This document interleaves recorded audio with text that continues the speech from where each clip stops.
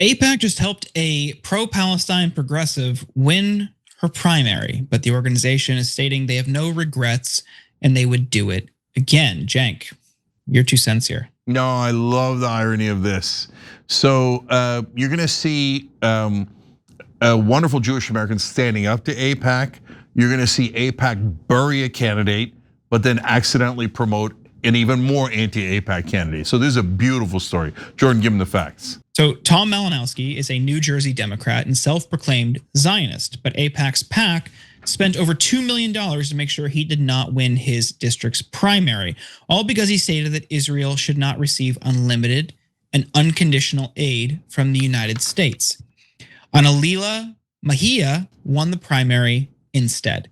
In response, a spokesperson for AIPAC stated, "We are going to have a focus on stopping candidates who are detractors of Israel or who want to put conditions on aid. We had very serious concerns about Tom Malinowski, who clearly was open to conditioning aid to Israel. He knew that he had moved to what is not a pro-Israel position.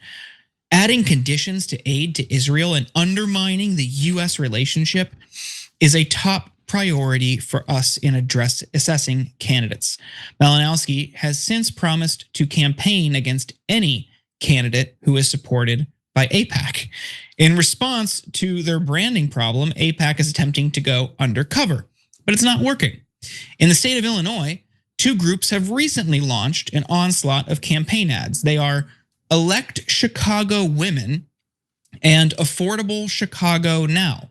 Their ads have nothing to do with Israel, yet both are accused of serving as AIPAC's puppet organizations. Why?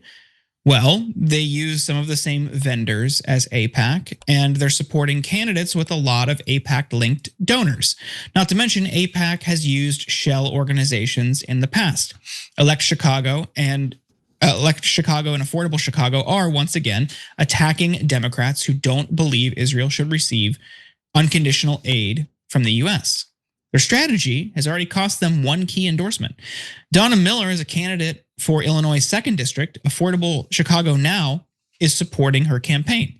Sitting Representative Jan Schakowsky endorsed Miller last month, but now she's taking back that endorsement. Illinois deserves leaders who put voters first, not AIPAC or out of state Trump donors. And these are the same types of groups, Cenk, United Democracy Project, who we heard from earlier in this piece. They throw millions at people like Cori Bush, Jamal Bowman to try to get them out, but their ads never touch on Israel. Yeah, I love the fake words that they use because they got caught before, and we were among the people who caught them. So when they spent $4 million against Nina Turner, they did it through a PAC called Democratic Majority for Israel.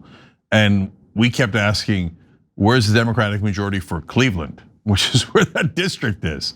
So no, like, and AIPAC has the word Israel in it. They're saying, yeah, this is so that American politicians don't serve America, they serve Israeli interests.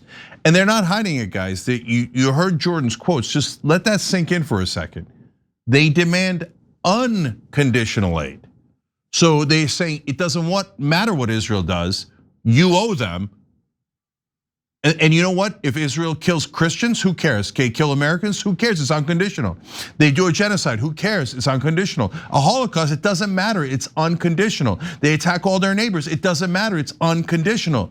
Well, what if they attack America? It doesn't matter, it's unconditional.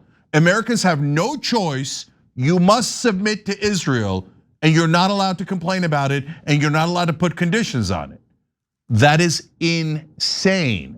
Imagine any other country coming in, Bosnia, coming in and go, I demand unconditional aid. But wait, what are you gonna do? Shut up and give it to me. Otherwise, I'm gonna eliminate you from the American Congress. Well, it seems like the Bosnians are kind of running this place when they spend millions eliminating Nina Turner and Malinowski and Marie Newman and Cori Bush and Andy Levin, and we go on and on.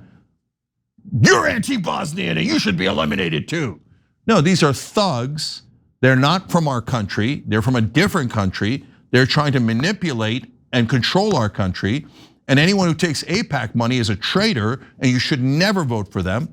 We have a website, notanother.com.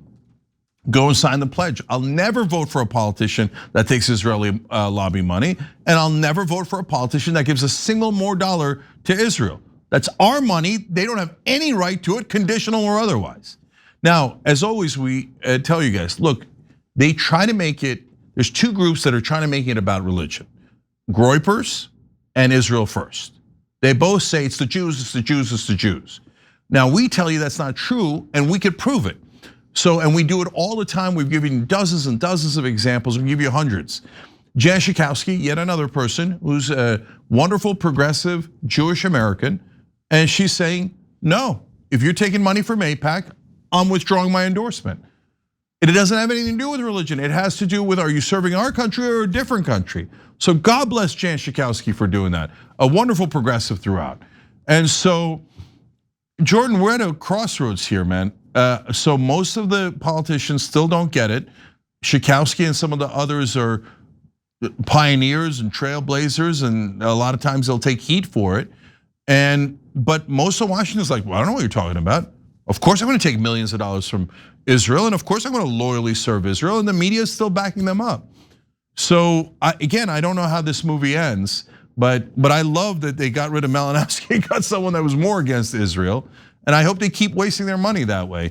But we don't have to give Israel anything. We don't owe them. They're giant liars. And honestly, I don't know if I'm going too far. If you think I'm going too far, I think they've literally been robbing us for all this time. Like if any other country, Mongolia took $330 billion off of us while pretending to be our special ally and having a Christian shaman heritage and whatever other garbage propaganda. And then we woke up one day and realized, wait a minute, why did we go to war against all of Mongolia's enemies? And why did we give them $330 billion? We would say that that was a robbery, an absolute robbery. So I don't know, yes, what do you think, Jordan? Well, let's be clear about what they're upset about. They are upset about all members of Congress, but in this case, Democrats, saying that we should enforce our own laws.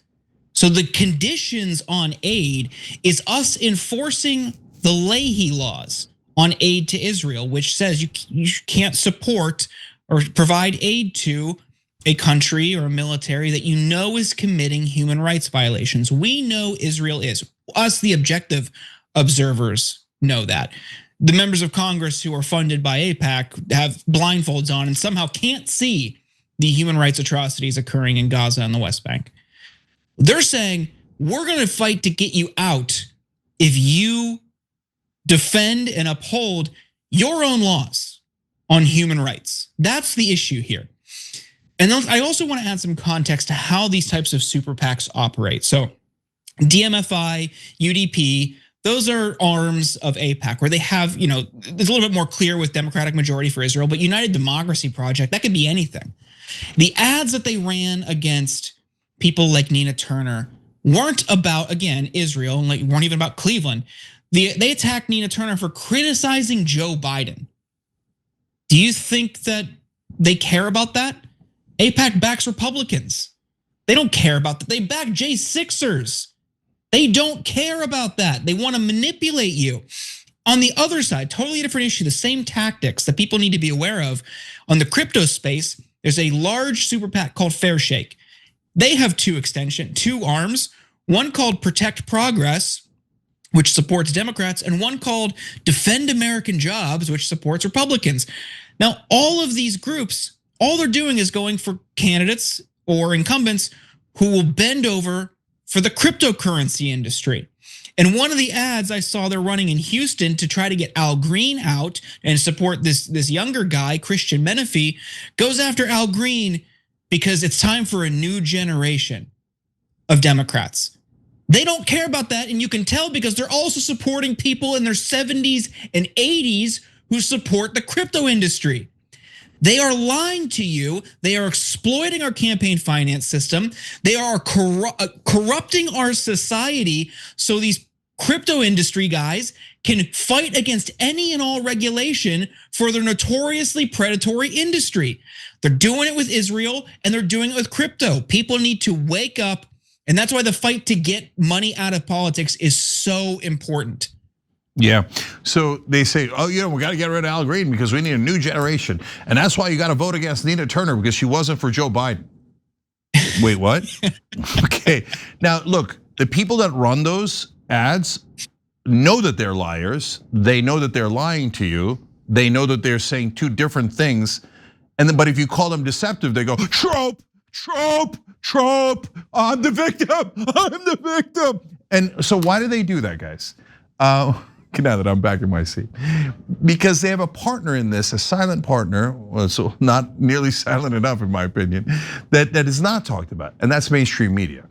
Because when they say that it's a trope, they know mainstream media will come in and go, okay, that person's an anti-Semite and is never allowed to speak again, and that's it, their career is ruined, we've eliminated them now. The second thing is when they go, oh, you see Nina Turner wasn't supportive enough of Joe Biden, the line that they use against her so effectively was Nina had said, voting for Biden is like eating a half bowl of crap, right?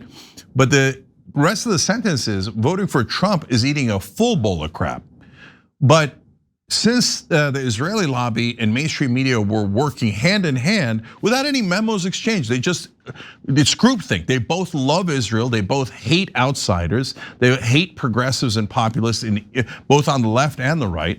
So it's almost like an assist. So then mainstream media took that and they're like, oh, you guys are running all those ads saying she's not for Biden enough. And almost every article had only half the sentence. They also, Nina Turner says voting for Biden is like eating a half bowl of crap. They didn't mention that she said that Trump was a full bowl of crap. See, that's how you know they're deceptive and they're lying to you. And mainstream media lies to you all the time. All the time. And so that's why they feel brazen they can say this. Look, if we had a real media in this country that was representing Americans, like their average readers and viewers, wouldn't they ask, what do you mean unconditional? Like, so I gave a bunch of hypotheticals. Jordan gave you the real issues. So you're saying it should be unconditional even if Israel violates our laws. And they say yes. You're saying it should be unconditional even if Israel is committing war crimes. That's the violation of the Leahy law. And they say, yes, you should pay for our war crimes. And if you don't, you're an anti-Semite. And our media goes, that's true. Well, okay, then our media is liars. Why didn't anyone in establishment media ask any of these questions? Why did they purposely smear Nina Turner? Why did they never tell you that the group's Elect Chicago has nothing to do with Chicago? It's a front group meant to deceive you on behalf of a foreign government. Do you think they wouldn't have told you if Elect Chicago was a Russian PAC? Or do you think they would have said, the Russians, Russia. Rachel Maddow would have been like, the Russians are in Chicago. They're pretending that they're for Chicago, the Russians, right? Isn't it super weird that they don't say that about Israel at all? Come on, man. And to Jordan's point about the crypto guys, Israel's the tip of the iceberg, guys. The issue isn't Israel, the issue is money and politics. So here's another great deception by establishment media.